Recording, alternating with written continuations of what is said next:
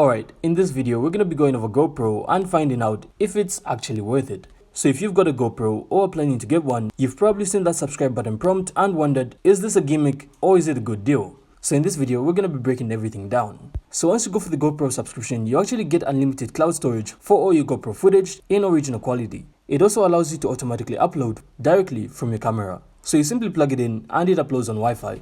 And another cool thing, if your GoPro breaks, they'll likely send you a new one even if it's your fault. And you also get up to 50% off on all accessories and mounts. So if we are looking at whether it's worth it or not, it really depends on how exactly you use your GoPro. So if you're a casual user who uses GoPro once in a while, you're probably gonna be okay without it. Just upload your videos to your computer or Google Drive and call it a day. Unless you really want the cloud backup and the camera replacement insurance, then it might still be worth it for a peace of mind. But if you're a traveler and adventurer, then definitely GoPro is 100% worth it. You're probably filming tons of content and don't want to deal with SD cards or hard drives filling up.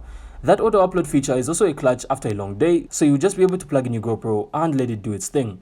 So this just goes to show it's one of those rare subscription services that actually delivers real value if you're the right person for it.